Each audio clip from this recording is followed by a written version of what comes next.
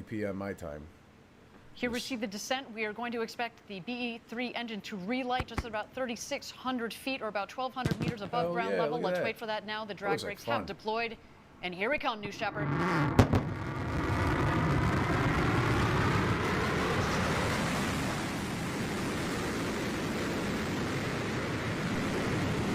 That is so fucking sick.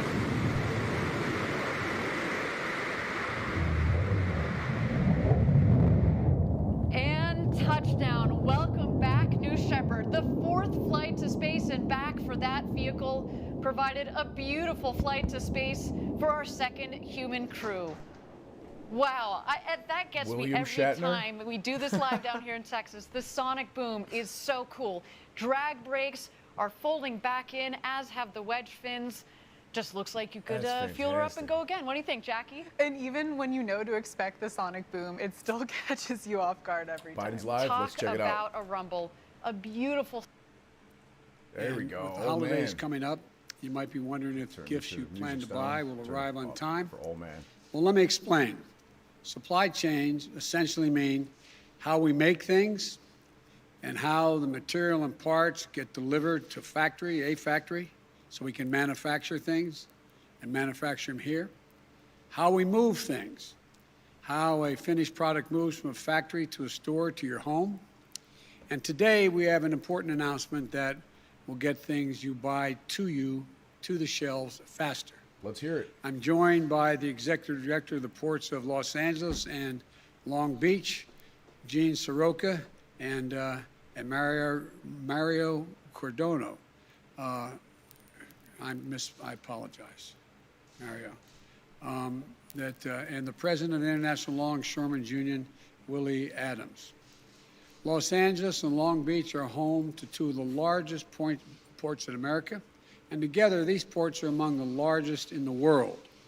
And the best way to make that point is that 40% of shipping containers that we import into this country come through these two ports. And today we have some good news. We're going to help speed up the delivery of goods all across America. That's because of their location. After weeks of negotiation and working with my team and with the major union retailers and freight movers, the Port of Los Angeles announced today that it's going to begin operating 24 hours a day, 7 days a week. This follows the Port of Long Beach's commitment to 24/7 that it announced just weeks ago. 24/7 system, what most of the leading countries in the world already operate on now, truck except drivers us, until aren't now. going in there 24/7. This is the first key step toward moving our get paid entire enough for that freight, shit. transportation, and logistical supply chain nationwide to a 24/7 system. And here's why it matters.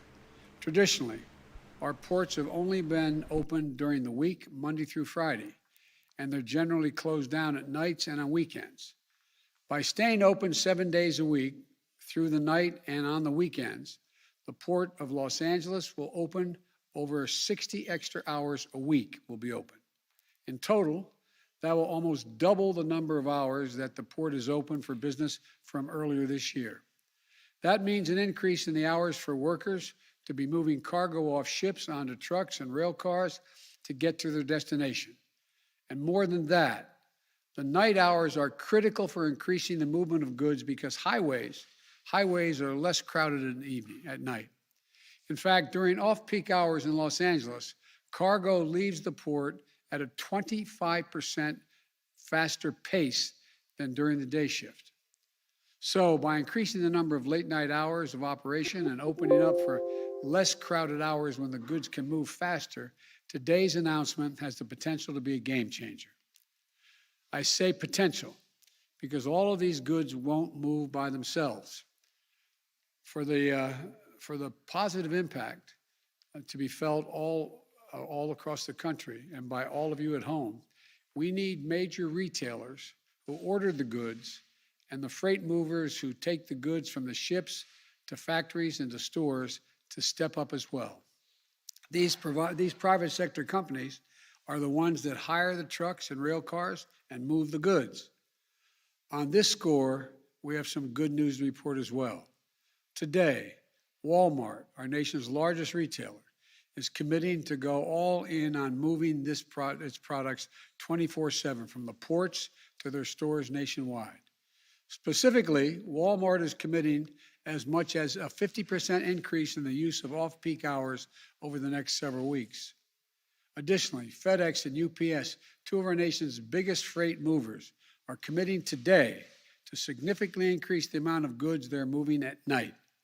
FedEx and UPS are the shippers for some of our nation's largest stores, but they also ship for tens of thousands of small businesses all across America. Their commitment to go all in on 24/7 operations means that businesses of all sizes will get their goods on shelves faster and more reliably. According to one estimate, together, FedEx and UPS alone move up to 40% of packages in America, up to 40%. And other companies are stepping up as well.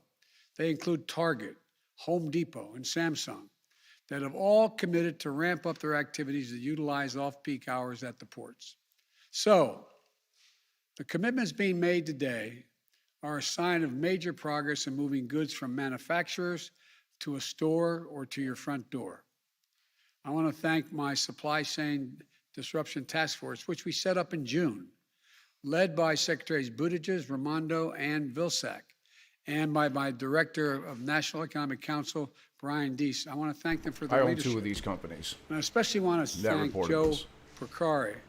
I think Joe's done one heck of a job, my special envoy specifically on ports, who's been working this issue with all the stakeholders for the past several weeks. I also want to thank the port directors. I want to thank Gene and Mario again, and the mayors of Los Angeles and Long Beach, Mayor Garcetti and Mayor Garcia, for their leadership. And I think the private companies that are stepping up, I want to thank them, but I particularly want to thank labor.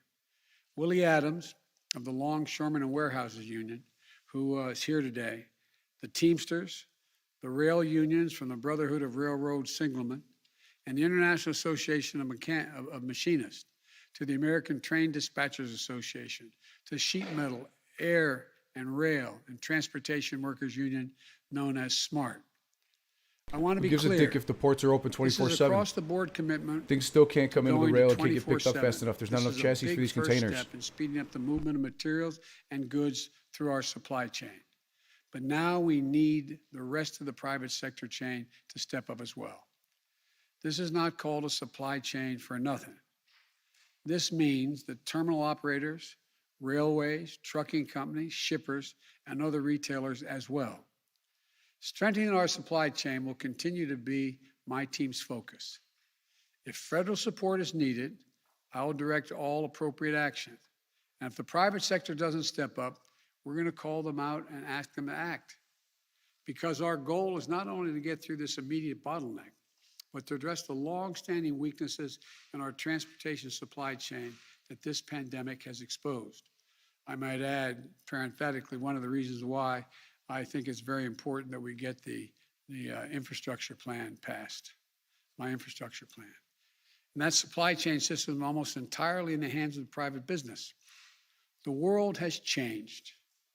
Prior to the crisis, we cheered, the focus on lean, efficient supply chains, leaving no buffer or margin for error when it comes to certain parts arriving just in time is needed to make a final product.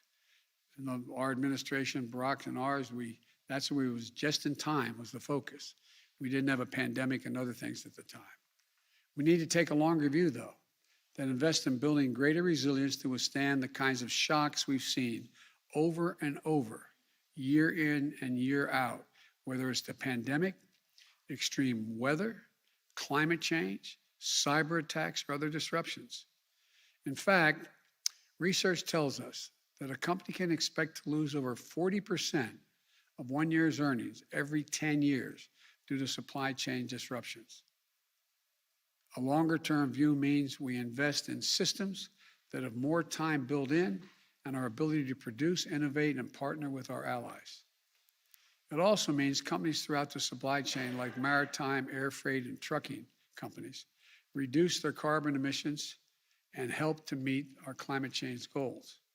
It also means creating and supporting good paying jobs so folks want to stay in these jobs, so they can build the skills and careers and to make a decent living. It means more opportunities to join a union, especially for truckers. These steps are critical. They allow companies to pivot quickly when a disruption hits because they've invested in their workers' skills, and training up front to be able to adapt. We need to invest in making more of our products right here in the United States. Never again should our country and our economy be unable to make critical products we need because we don't have access to materials to make that product. Never again should we have to rely too heavily on one company or one country or one person in the world, particularly when countries don't share our values when it comes to labor and environmental standards. I've said before, we're in the competition for the 21st century. We are America. We still have the most productive workers and the most innovative minds in the world. But the rest of the world is closing in, and we risk losing our edge if we don't step up.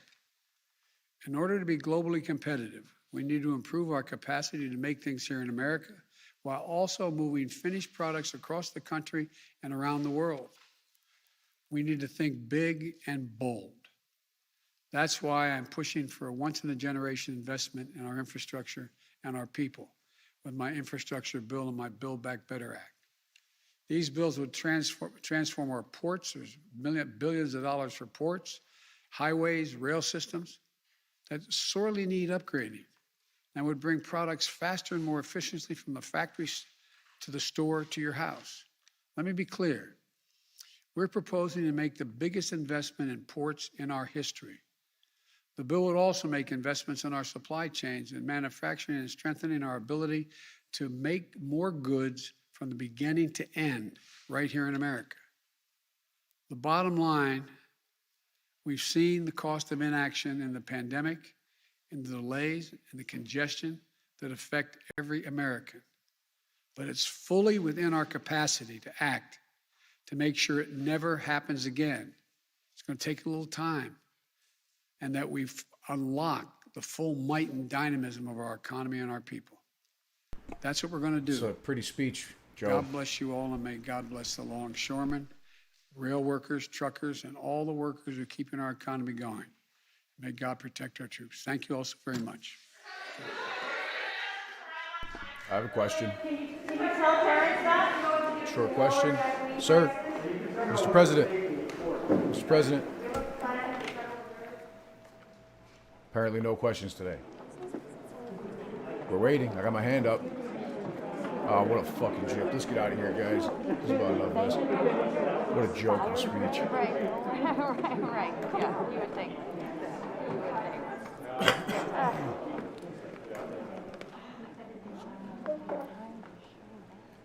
Now, for those of you that aren't aware, I own a logistics and a trucking company based out of Chicago.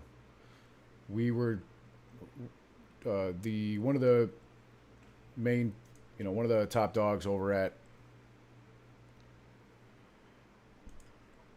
drayage.com contacted us, as well as many other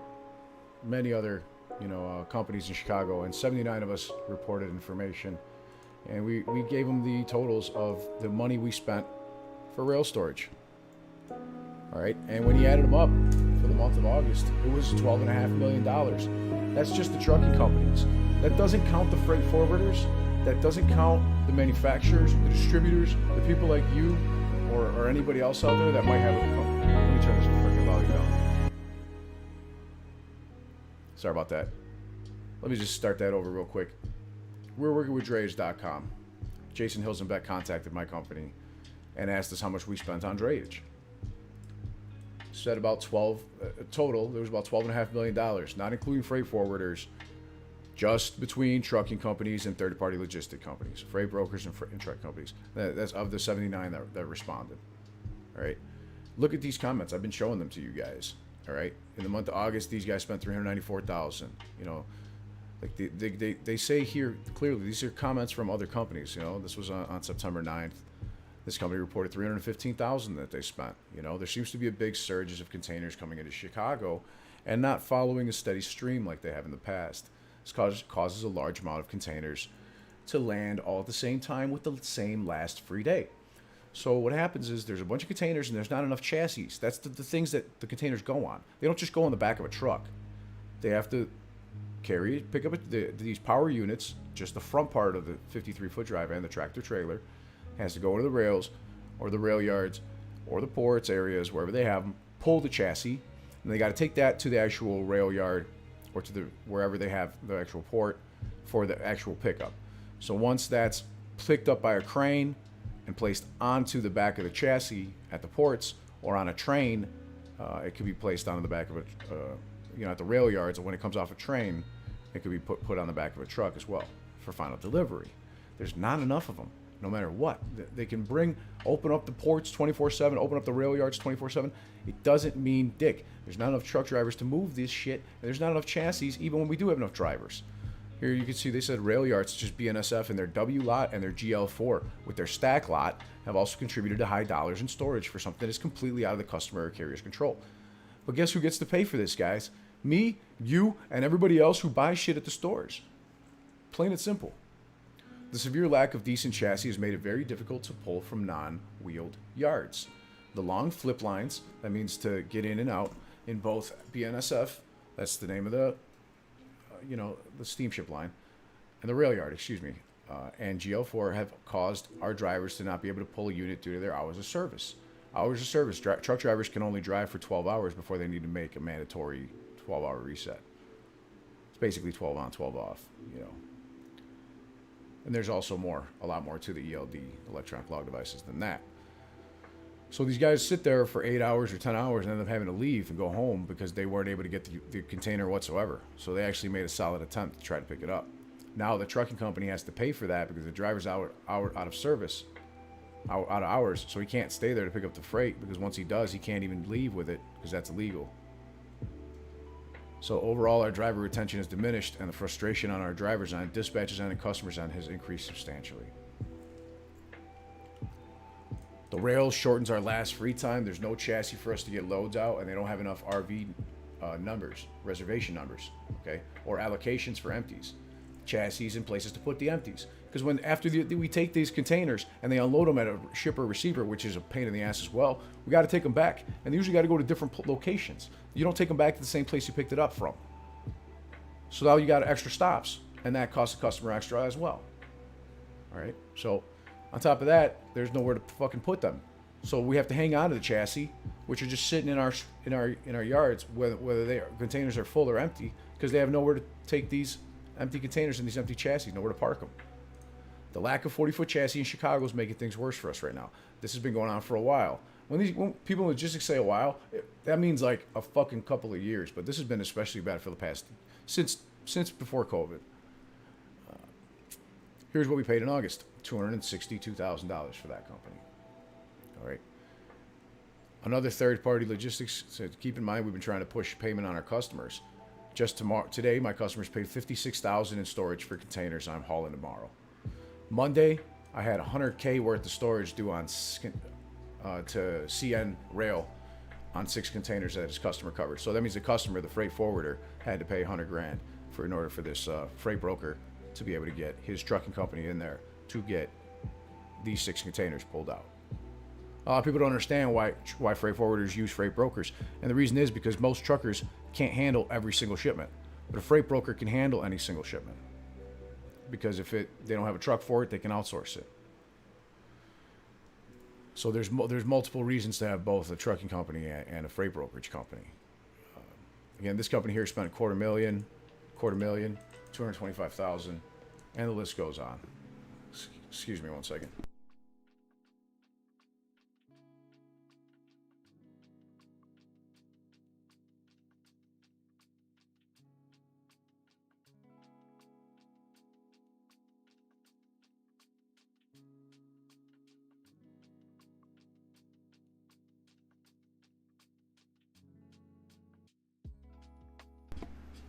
BNSF, the rail yard, is excuses of shortening free time and raising the storage charge at the same time was because it's taking truckers too long to pick up. Truckers don't have a problem getting in there. There's not enough fucking chassis from BNSF or even companies with their own chassis to be able to handle these and turn them fast enough. We can't even street turn. It's a gross abuse of power. So when somebody's telling you that this is a manufactured crisis, it absolutely is. This is a manufactured crisis, but between the rail companies and the steamship lines and the ports worldwide, right? This is a small company of only 30 drivers. You know, they spent $97,000 in 1 month on drayage storage, on container storage. Here's another one. Third party in Ohio, $84,000. Third party in Wisconsin, $78,000. BNSF, $1,000. CN, Canadian National Rail, $77,000 only for August. Another company, $75,000 a month in August. Again, you can see the recurring, all right? 7 trucks, $65,000 due to chassis availability issues and long detention times at the terminal. They have drivers at the ramp at 9 p.m. and by the time they get a lift and they allocate the containers past midnight, and we're still responsible for storage, even though our truck entered the yard prior to the free time expiring. So our drivers can show up at 9 o'clock, people, and it's now 2 in the morning because you've been waiting there for so long. Guess who gets to foot the bill? That gets passed down to the freight forwarder, gets passed down to the customer, gets passed down to the end consumer. You get to foot the bill for BNSF making trucks wait beyond their last free time, even though they've been there for much, much longer. And I could go on and explain this to you. This is just 79 companies that reported only for Chicago rail storage. This is happening nationwide in rails and ports and airlines. $12.5 million. Again, drayage.com. Huge resource. Jason Hilsenbeck's a good guy. He's trying to get this out to magazines all around the world. It's a gross abuse of power. That's a perfect way to put it. It's definitely a manufactured crisis. And on that note, I'd like to thank you all for your support. Wish you all peace and wealth. And thank you everybody out there for subscribing. Drop a like, subscribe if you like the content. We're going to have a lot more of a, supply chain, stock market, financial education, and just entertaining things to come in general. Unfortunately, we've got to keep an eye on the situation with the government and the debt ceiling because we don't know exactly what's going to happen. But we do know that McConnell is not going to support anything that the Democrats want to do. And they're going to have a really tough time getting those 60 votes in order to get the debt ceiling raised, plus those 2 other infrastructure bills. So peace and wealth, everybody. Love you. Thank you for your support. I wish you all the best.